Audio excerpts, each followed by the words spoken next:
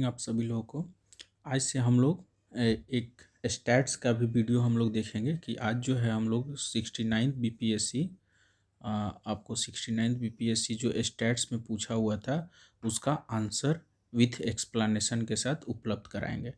Answer जो है explanation के साथ बताएंगे, ठीक है, और आपको समझाएंगे कि कैसे जो है 72 में 72 यदि लाना है आपको तो आपको मेहनत करने की ज़रूरत है, कौन से कंसेप्ट समझने की ज़रूरत है, कंसेप्ट को अप्लाई कैसे करना की ज़रूरत है। क्योंकि यदि आपको 180 प्लस आपको नंबर लाना है स्टेट्स में 180 प्लस GS1 सेक्शन GS1 में, तो आपको 180 प्लस नंबर लाना है तो 72/72 नंबर आपको स्टैट्स में लेके आना होगा, तभी जो है आपका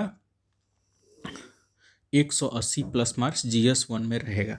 ठीक, तो उसके लिए हम लोग जो है आज से स्टैट्स का कुछ वीडियो जो भी है, जैसे 69 का टोटल एक्सप्लेन करेंगे, फिर 68 का, 67 का, तो इस तरह से हम लोग बैकवर्ड में वापसी करते जाएंगे। तो सर चलिए आज हम शुरुआत करते हैं। सबसे पहला जो वीडियो है स्टैट्स वाला हम लोग का, वो 69 बीपीएससी हम लोग चालू कर रहे हैं, क्वेश्चन नंबर 7। ठीक है, तो यहाँ पे क्वेश्चन ऑलरेडी दिया हुआ है, तो क्वेश्चन और एक्सप्लेनेशन साइड बाय साइड आपका चलेगा। तो शुरू करते हैं। देखिए सबसे पहला जो है समझ लीजिए कि दिया हुआ है total sales, selling price into unit sold. देखिए यहाँ पे जो सेल्स दिया हुआ है और यूनिट प्राइस दिया हुआ है, ठीक, तो टोटल यूनिट जो होता है, यूनिट सोल्ड में आप क्या लिखिएगा कि यूनिट सोल्ड, तो unit sold is equal to sales divided by, ठीक है, सेलिंग प्राइस पर यूनिट। ठीक, देखिए ये एक बहुत ज़रूरी चीज़ है कि आप जब भी कोई चीज़ कैलकुलेट करिए, ठीक है, तो आप यूनिट ज़रूर लिखिए। ठीक है, यूनिट लिखने से क्या फ़ायदा होगा, कोई यूनिट से क्या होता है कि डाउट जो होता है नहीं होता है। यदि कोई डाउट है भी तो आपको क्लियर कर सकते हैं कि देखिए 2011 में कंपनी XYZ 3 कंपनी है, उसका यूनिट पर सेल और ये टोटल सेल्स, मतलब 3 लाख का सेल किया तो 3 लाख डिवाइडेड बाई 5 कर दीजिएगा, तो 60,000 यूनिट जो है, टोटल यूनिट जो है वो सोल्ड किया 60,000। तो इसी तरह से जो है क्वेश्चन पूछा जाएगा। और एक देखिए एजम्पशंस दिया है, only these 3 companies exist in the market. ठीक है, तो ये आपको एग्जिस्ट करता है। चलिए ये एजम्पशन दे दिया। अब हम लोग चलते हैं क्वेश्चन पे। पहला क्वेश्चन जो है, ये क्वेश्चन हम लोग पढ़ते हैं। ठीक है, तो देखिए क्वेश्चन देख लीजिए आप लोग, यहाँ भी अवेलेबल रहेगा, सही रहेगा। ठीक है, what was the average price of the soap in the year 2013। देखिए 2013 में एवरेज प्राइस क्या था सोप का, मतलब ये देखिए ये नहीं कुछ बोला है, तो आप समझ लीजिए एक्स का जो है 2013 ये हो गया, एक्स का 7 रुपये पर यूनिट था, 3.5 लाख बेचा, 5 रुपये पर यूनिट था, 4.5 लाख बेचा, 8 रुपये पर यूनिट था, 4 लाख क्वांटिटी बेचा। ठीक है, तो देखिए एवरेज प्राइस जो है आपको, देखिए average price of the soap in the year 2013।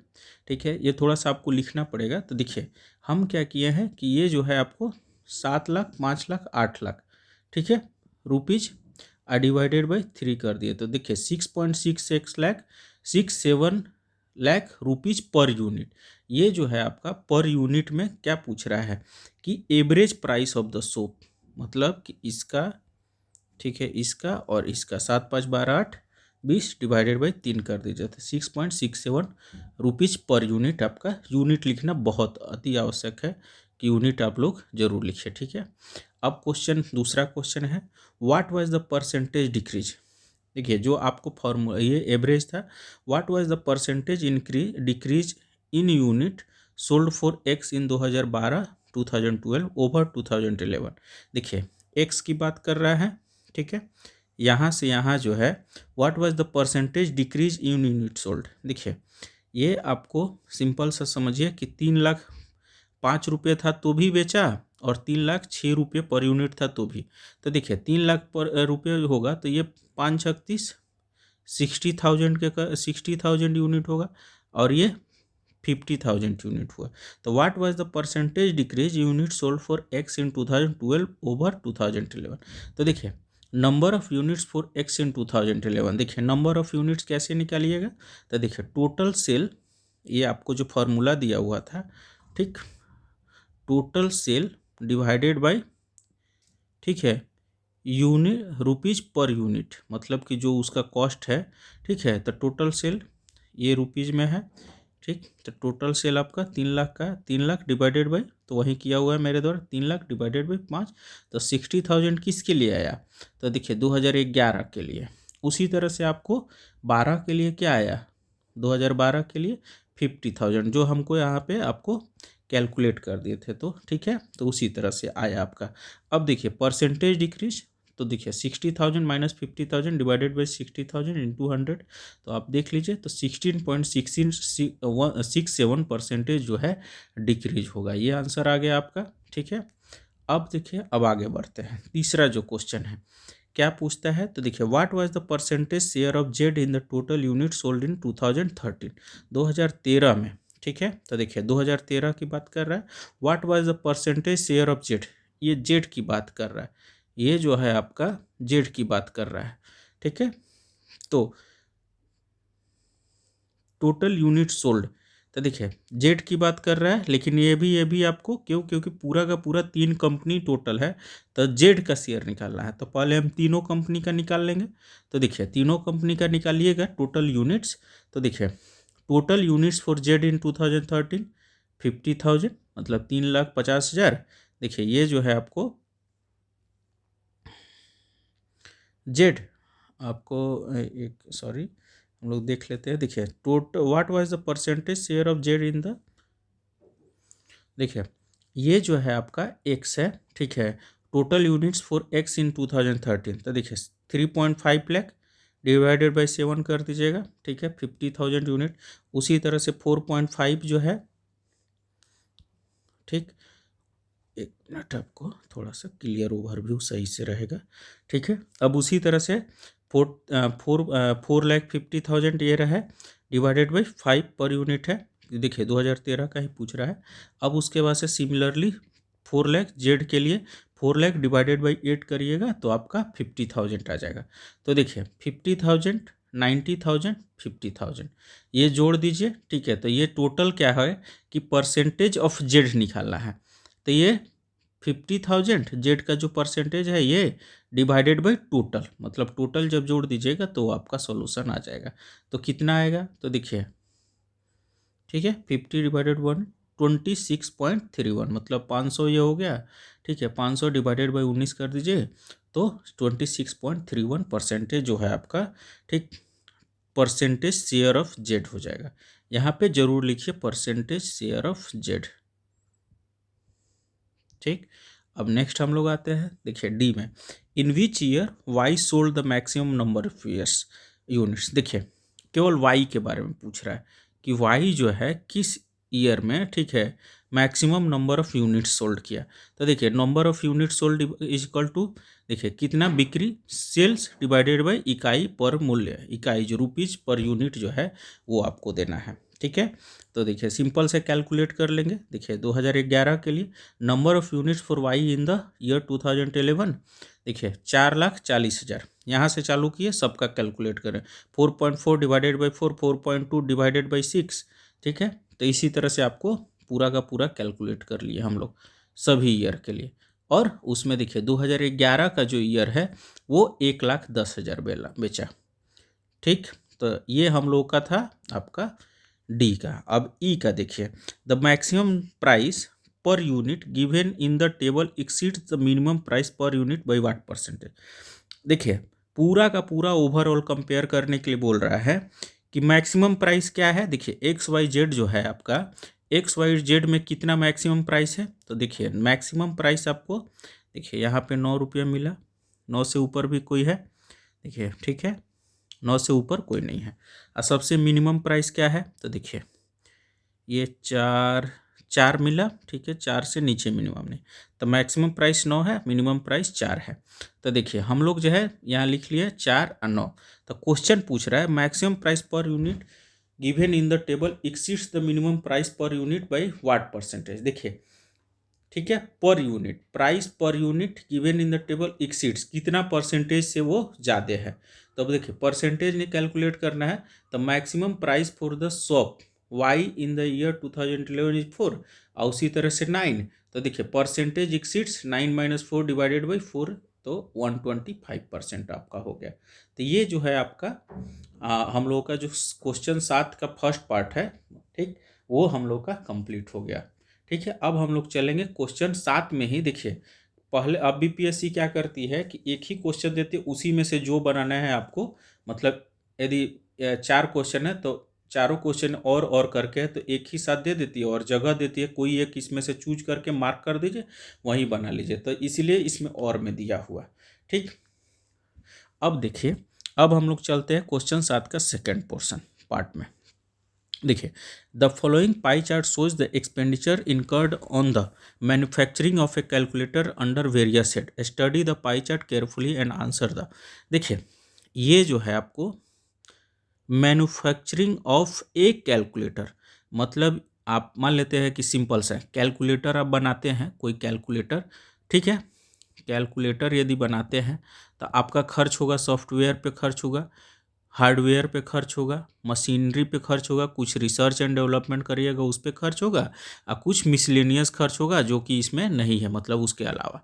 ठीक है, एक कैलकुलेटर आपका बनाने में, मतलब एक कैलकुलेटर बनाइए तो 22% किस पे, 22% R&D, 22.5% मशीनरी, 25.5% हार्डवेयर, 17.5% मिसलेनियस, 12.5% आपको सॉफ्टवेयर। तो ये आपका टोटल का टोटल डिस्ट्रीब्यूशन है उसके कैलकुलेटर के कॉस्ट के लिए। अब हम लोग क्वेश्चन देखते हैं। देखिए what is the central angle of the sector. देखिए ये ध्यान दीजिएगा परसेंटेज में, और पूछा क्या जा रहा है, एंगल में। तो पूछा जा रहा है what is the central angle of sector showing the expenditure incurred on paying for the software, मतलब सॉफ्टवेयर का जो एंगल है ये परसेंटेज में है, आपको सिंपल से एंगल बता देना है। तो आप सभी लोगों को पता है कि देखिए एक सर्कल का जो होता है 360 डिग्री होता है, ठीक है, 360 डिग्री होता है। तो हम लोग चूंकि का फॉर्मूला यूज करेंगे। देखिए चूंकि 100% इज इक्वल टू 360 डिग्री, मतलब 100, ये सारा का सारा जोड़िएगा तो कितना आएगा, ठीक है, 100% आएगा। ठीक है, तो 100% is equal to 360 degree, 1% is equal to 360 divided by 100, तो 3.6 डिग्री हो जाएगा। ठीक है, तो 1% इज इक्वल टू 360 पर, उसी तरह से आपको 12.5% का पूछा जा रहा है, तो मल्टीप्लाई कर दीजिए 12.5% इंटू 3.6, तो वो हो जाएगा 45 डिग्री। तो आपका हम लोग डिग्री निकाल लिया पहला क्वेश्चन में। ठीक, कि कितना डिग्री, तो 45 डिग्री का जो है सॉफ्टवेयर वो आपको चार्ट में जगह रखता है। What is the cost price of the calculator on which the cost of R&D and machinery charge amount to 127.5।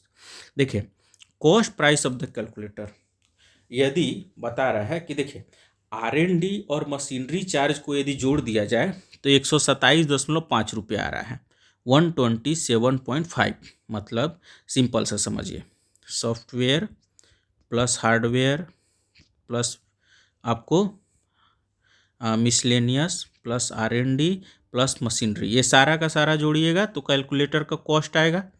तो आपको ये दिया हुआ है कौन सा, R&D और मशीनरी चार्ज, R&D और मशीनरी चार्ज। ठीक है, तो ये आपको परसेंटेज पता है, R&D का 22% है और मशीनरी का 25% है, 22.5%। तो देखिए सिंपल सा हम लोग सिंपल लॉजिक इस यूज करेंगे कि देखिए percentage share of R&D and machinery for the software total कितना है, 44.5%। चूँकि 44.5% इज इक्विवेलेंट टू 127.5 रुपीज। ठीक है, सिंपल सा कि ये जो R&D है, ठीक है, इसको जोड़ने पे 127 रुपया आया, जिसका परसेंटेज 44.5%। तो 1% का आप निकाल लीजिए 127.5 डिवाइडेड बाई 44.5%। ठीक है, उसी तरह से आप 100% का निकाल दीजिए तो कितना आ जाएगा, 286.5। तो ये आपको क्या हो जाएगा, कॉस्ट ऑफ द कैलकुलेटर, ये आपका कॉस्ट ऑफ द कैलकुलेटर हो जाएगा। ठीक है, फिर से हम थोड़ा सा रिपीट हो जाते हैं, कर देते हैं कि देखिए सिंपल सा ये आपको 44.5% है। ठीक है, तो इस तरह से ये भी आप जोड़ लीजिएगा कि कितना परसेंटेज है, मैंने परसेंटेज वाइज आप जोड़िएगा तो ये भी हो जाएगा, कुछ परसेंटेज हो जाएगा। ये 3 का मान लेते x है, अब परसेंटेज में आप जोड़ लीजिएगा तो कुछ आपको आएगा 44.5, 100 में से 44.5 घटा दीजिए तो आपका आ जाएगा, देख लेते हैं हम लोग, ठीक है। तो देखिए 100 माइनस 44.5 मतलब 55x, ठीक है। तो ये 55x होता है और ये 44.5, सिंपल सा, ये दोनों मिला के 100 होना चाहिए। उसी तरह से सी है, सी का आप आराम से वैल्यू निकाल सकते हैं कैलकुलेटर कोस्ट, ठीक। अब नेक्स्ट क्वेश्चन पे चलते हैं। The mark price of calculator is 24% more than it's cost price. जो मार्क प्राइस है, मान लेते हैं सिंपल सा, आप कैलकुलेटर बनाते हैं, ठीक है। तो कैलकुलेटर बनाते हैं तो उस पर कोई मार्क प्राइस करिएगा, ठीक है। मान लेते ये आपका कैलकुलेटर हुआ, तो इस पे मार्क करिएगा ना, MRP मैक्सिमम रिटेल प्राइस कि मान लेते हैं कुछ होगा, ठीक है। चलिए, तो ये मार्क प्राइस आपके कॉस्ट प्राइस से ज़्यादा ही होगा, क्यों? क्योंकि मान लेते हैं ऑब्वियस सी बात है कि आप प्रॉफिट के लिए आप इसको बना रहे हैं, सिंपल सा बात है, ठीक है। कॉस्ट प्राइस आपका कुछ होगा, उससे कुछ प्रॉफिट परसेंटेज बनाइएगा, तब उस पर MRP लिखिएगा। तो समझ जाइए, एक बार और क्वेश्चन पढ़िए, ठीक है। The mark price of a calculator is 24%, मतलब ये जो प्रॉफिट है 24% more than it's cost price, मतलब CP से 24% ज़्यादा है MRP। If the mark price of a calculator is 186, मतलब इसका जो MRP लिखा हुआ है 186 है, then what is the cost price of R&D, research and development used in the single unit. तो देखिए, कॉस्ट ऑफ द कैलकुलेटर नहीं पूछ रहा है आपको, कॉस्ट ऑफ द कैलकुलेटर में रिसर्च एंड डेवलपमेंट पे कितना खर्च हुआ वो पूछ रहा है, रिसर्च एंड डेवलपमेंट पे, ठीक है। तो क्वेश्चन को हम लोग स्टेप बाय स्टेप बनाएंगे। तो देखिए, ठीक है, सी क्वेश्चन है, देखिए CP 24% MP ज़्यादा है, ठीक है। तो देखिए परसेंटेज प्रॉफिट आप लोग पढ़ते हैं, सिंपल सा आप समझिए कि ये किस तरह से फॉर्मूला यूज हुआ गया। परसेंटेज प्रॉफिट आप लोग पढ़ते हैं, तो परसेंटेज प्रॉफिट इजकल टू क्या होता है, selling price minus CP divided by CP into 100, ये आप लोग पढ़ते हैं। तो उसी तरह से सिमिलर है, ये सेलिंग प्राइस होके ना मार्क प्राइस हो गया, बाकी सब कुछ सेम है, ठीक है। तो 24% एक्स्ट्रा प्रॉफिट है, तो 24 डिवाइडेड बाई 100 186 माइनस, देखिए हम क्या किया है कि CP इजकल टू एक्स मान लिया है, ठीक है, CP x मान लिए हैं, ठीक है। तो x यहाँ पे आ गया 24, उसी तरह से 1.24x is equal to 186, x is equal to 150। तो ये आपको क्या आया, ये 150 आपको क्या आया, ये CP आया, कॉस्ट प्राइस आया। आपको कॉस्ट प्राइस में R&D का कितना वैल्यू है वो आपको बताना है। तो देखिए रिसर्च एंड डेवलपमेंट का 22%, मतलब यदि कॉस्ट प्राइस का 150 है तो उसका 22% निकाल लीजिएगा, 22% निकाल लीजिएगा, तो क्या आ जाएगा, तो ₹33, ठीक है। तो ₹333 जो है आपका कॉस्ट प्राइस हो जाएगा, ₹33, ठीक। अब चलते हैं नेक्स्ट क्वेश्चन की ओर। तो देखिए इफ़, अब नेक्स्ट क्वेश्चन देखिए, देखिए नेक्स्ट में क्या पूछ रहा है, if the machinery charge of a single unit be 58.5, machinery charge बोल रहा है कि 58 है and the mark price is 30% more, मतलब CP से आपको CP जितना दिया है, ठीक है, उससे ज़्यादा कितना है mark price 30%, then the cost price, then what is the mark price of the calculator. अभी जो क्या मांगा जा रहा है कि मार्क प्राइस कैलकुलेटर का क्या आ रहा है। तो देखिए मशीनरी चार्ज कितना दिया हो 58.5, तो देखिए इफ़ 22, मशीनरी चार्ज का जो परसेंटेज है वो 22% है, तो if 22% is equivalent to 58.5 rupees, ठीक है। तो आप उसी तरह से 1% का निकाल दीजिए, फिर 100% का निकाल लीजिए, तो ये क्या हो जाएगा 260 जो आपको आया है ये कॉस्ट प्राइस हो गया, ठीक है। 260 जो है आपका कॉस्ट प्राइस हो गया।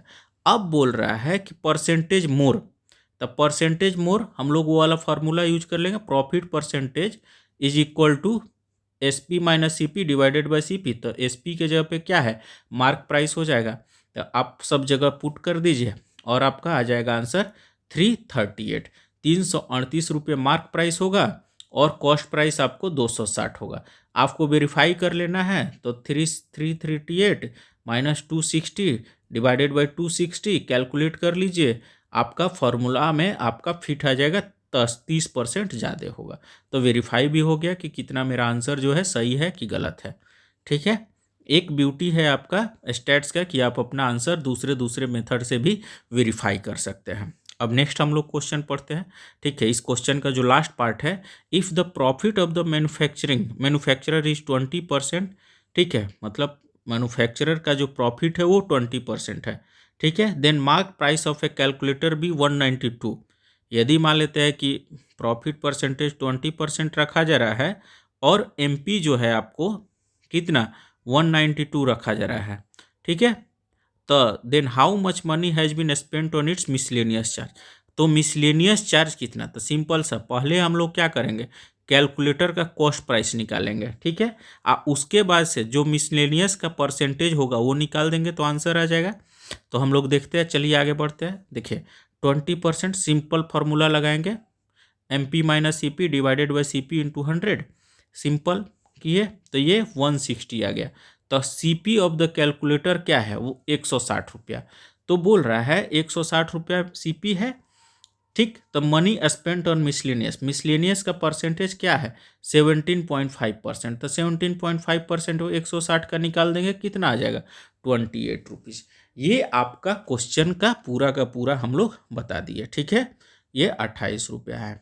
जहाँ भी आप लोग को देखे समझ में नहीं आएगा, कमेंट में आप लोग रख दीजिएगा, हम लोग आपको समझाने के लिए अलग से थोड़ा सा समय दे देंगे। ठीक है, आपको यदि समझ में नहीं आ रहा है ये सब पाई चार्ट चाहे जो भी मतलब हम बता रहे हैं, तो आप कमेंट में ज़रूर लिखिएगा। ठीक है, अब हम लोग नेक्स्ट क्वेश्चन पेपर चलते हैं।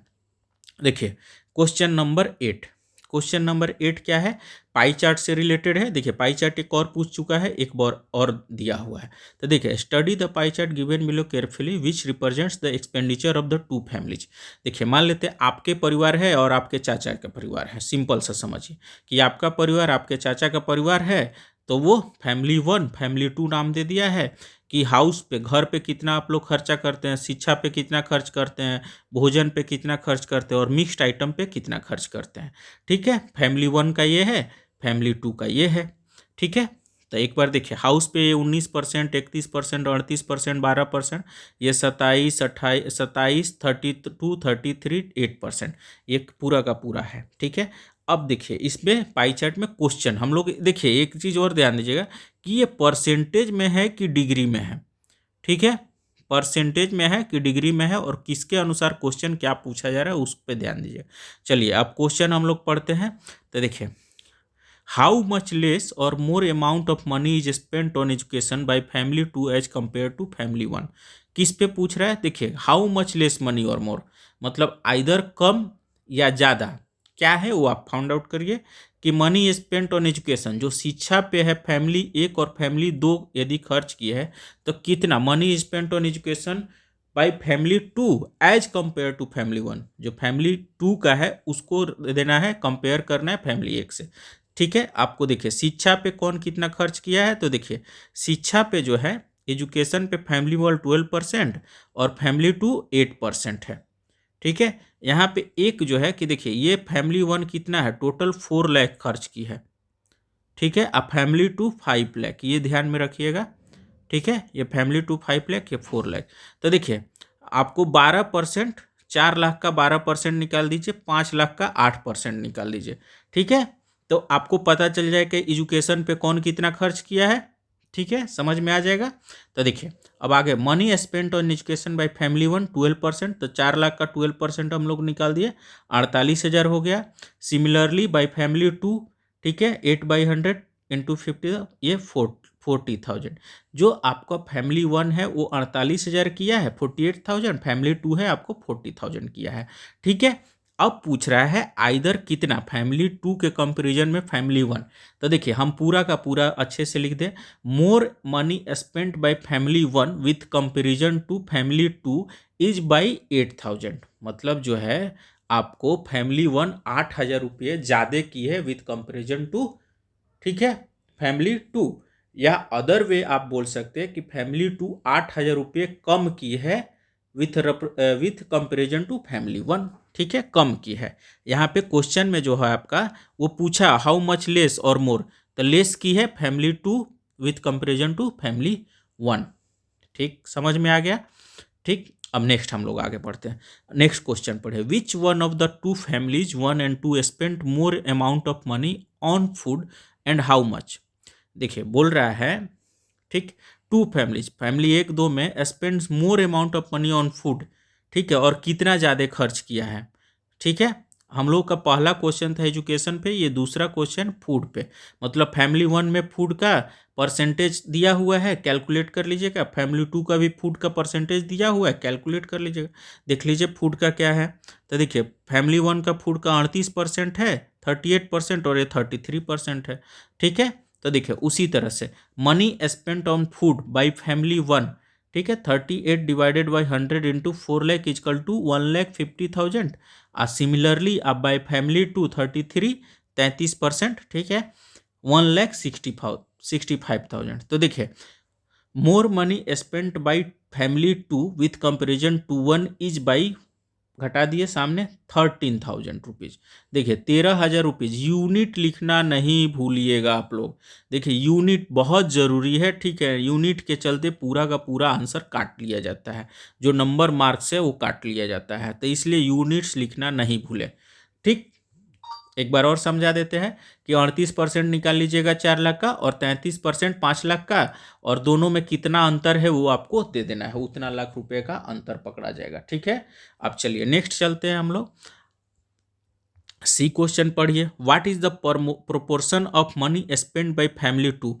अब देखिए अभी तक तो परसेंटेज सब कुछ कुछ कितना ज़्यादा कितना कम सब चल रहा था, अभी प्रोपोर्शन पे चला गया। Money spend by family 1 and 2 on education, ठीक है, किस पे, शिक्षा पे।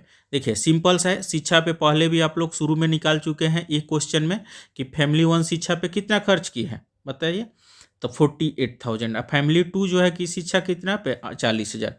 उसका सिंपल सा है, रेशियो निकाल दीजिएगा। ठीक है, money spent by family 1 on education 48,000, आइए 40,000 ये डिवाइड कर दीजिए, 6:5 जो है आपका आंसर, प्रोपोर्शन निकालना है। अब आते हैं D question, what would be the angle at the centre of pi diagram of money spent on house by family 1। फिर से क्वेश्चन समझा देते हैं, what would be the angle. ये क्वेश्चन जो है आपको पहले भी देखिए ये परसेंटेज में दिया हुआ है, ठीक है, हम लोगों को डिग्री में पूछ रहा है। ठीक, तो डिग्री में क्या पूछ रहा है, तो देखिए डिग्री में money spent on housing, housing में देखिए तो कितना है, हाउसिंग में देखिए, हाउसिंग में है आपको फैमिली 1 में कितना है, हाउसिंग में 19%, 19%, हाउसिंग में 27% फैमिली 2 में। तो देखिए फैमिली 1 का पूछा है 19%, ठीक है, तो अब आ जाइए क्वेश्चन देखिए। देखिए percentage of money on housing by family 1 is 19%।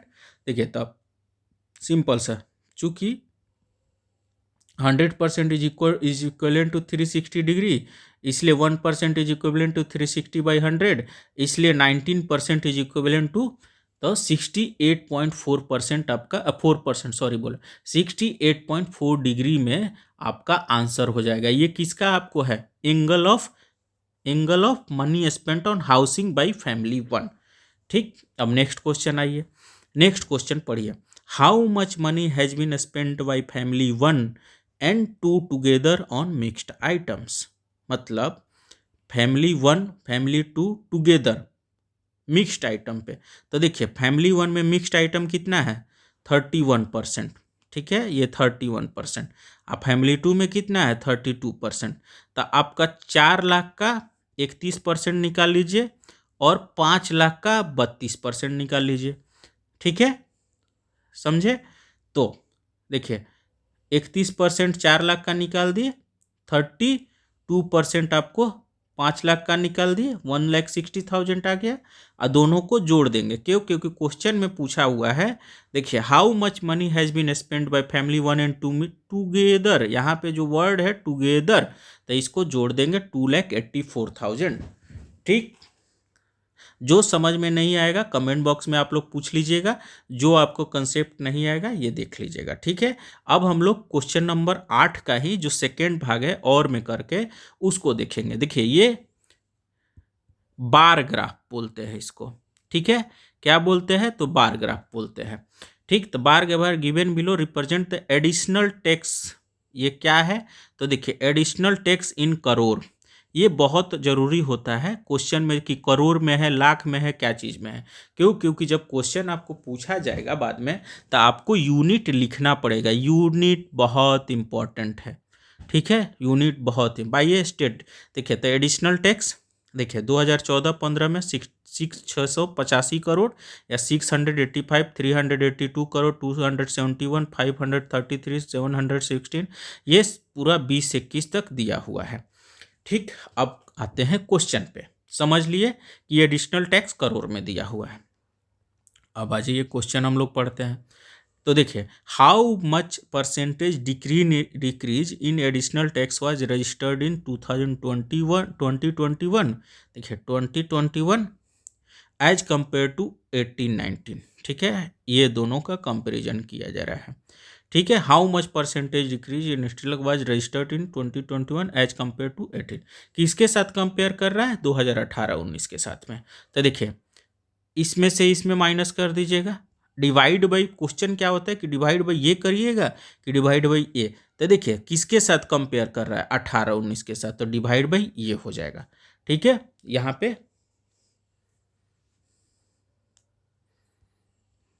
देखिए आपको सॉरी डिवाइड बाई, हाँ डिवाइड बाई 2018-19 हो जाएगा, ये नहीं होगा, 431 नहीं होगा, डिवाइड बाई ये हो जाएगा। तो क्यों हो जाएगा, तो देखिए एज कंपेयर टू 2018-19 ये होगा। ठीक, तो देखिए परसेंटेज डिक्रीज जो है 716 माइनस 431 डिवाइडेड बाई 716 इंटू 100 क्या हो जाएगा, 39.8% आपका हो जाएगा। क्या परसेंटेज डिक्रीज है, क्यों, क्योंकि 716 से 431 जो है डिक्रीज किया है, यहाँ पे देखेंगे। ठीक है, अब उसी तरह से सिमिलर वे से हम लोग क्वेश्चन दूसरा देखेंगे। How much percentage increase in additional tax was registered in 2017-18 as compare to 2016-17। मतलब अब जो है, जो पहले हम लोग का था, अब इसको हटा देते हैं हम लोग। देखिए अब है 16-17 ये और 17-18। ठीक है, ये आपका ये पूछा गया है। तो देखिए अब हम लोग बढ़ते हैं इसमें। देखिए 271 करोड़ 533 करोड़। तो देखिए 533 crore minus 271 by divided by 271 किसके कंपेरिजन में पूछ रहा है, तो उसके कंपेरिजन में पूछ रहा है, तो उसको नीचे में कर देते हैं। ठीक है, तो कंपेरिजन में क्या आ जाएगा, 96.6%। और क्या है, तो देखिए ये बढ़ा है। ठीक है, ये क्या है, बढ़ा है, तो परसेंटेज इंक्रीज हो जाएगा। अब हम लोग आते हैं तीसरा क्वेश्चन का। During which year the maximum percentage increase in additional tax was registered as compare to its preceding year. During which year the maximum percentage increase, मतलब कि देखिए कौन से साल जो है सबसे ज़्यादा बढ़ा है with comparison to previous year, कौन से साल। तो देखिए बढ़ा कब कब है, इसका कंपेयर करेंगे तो इसका घटा है, तो इसका नहीं लेंगे। ठीक है, इसका बढ़ा है, इसका लेंगे। ये भी बढ़ा है, घटा बढ़ा है, इसका भी कंपेयर करेंगे। ये है, इसका नहीं करेंगे। ठीक है, और ये बढ़ा है, फिर से इसका लेंगे। तो हमारे पास जब फिल्टर आउट किए तो ये बढ़ा, यहाँ से यहाँ गया, एक, ये दो, एक, ये तीन, ये तीन हम लोग कैलकुलेशन करेंगे तो हमको पता चल जाएगा कि किसका बढ़ा हुआ है। ठीक है, और कितना बढ़ा हुआ है। तो देखिए हम लोग का क्वेश्चन जो था एक बार और पढ़ लिए। ठीक है, how much percentage increase in additional tax was registered, ये हम लोग कैलकुलेट कर लिए। तो तीसरा जो क्वेश्चन था ये हो गया, ये हो गया। ठीक है, सॉरी, हाँ ठीक। ठीक, देखिए ये तीसरा क्वेश्चन, सॉरी ओह थोड़ा सा गड़बड़ हो जा रहा है, अब सही रहेगा। ठीक है, during which year the maximum percentage increase in the additional tax was registered as compare to its preceding year. ठीक है, तो देखिए सी क्वेश्चन का है। तो देखिए percentage increase in 2016-17 to 17-19, 16-17 to 17-19 533 minus 271 divided by 271, तो आपका क्या आ जाएगा, 96.6% इंक्रीज हुआ है। उसी तरह से सिमिलर वे से हम लोग देख लेंगे इसका कंपेरिजन। ठीक है, ये कंपेरिजन करने लगेंगे। तो अब देखिए 716 माइनस 533 डिवाइडेड बाई 533, तो ये आपका हो जाएगा 34.33%। ये आपका दूसरा है। अब तीसरा जो बढ़ा है कौन सा है, तो देखिए इस ईयर में बढ़ा है ये वाले में, ठीक। तो अब क्या है, percentage increase in 2019 to 2020-21, 431 minus 273, तो आपका आ जाएगा 57.87। अब पूरा का पूरा देख लिए, 3 साल का जो बढ़ा हुआ था उसका डाटा हम लोग कैलकुलेट कर लिए। अब देखिए सबसे ज़्यादा कौन सा बढ़ा हुआ है बताइए, तो देखिए आपको 96.67, मतलब 2017-18 में, ठीक है, 2016-17 से 17-18 में जो बढ़ा है वो सबसे मैक्सिमम बढ़ा हुआ है, ठीक है, जो कि 96.6% बढ़ा हुआ है। ठीक, समझ में आ गया आप लोग को। अब आगे बढ़ते हैं।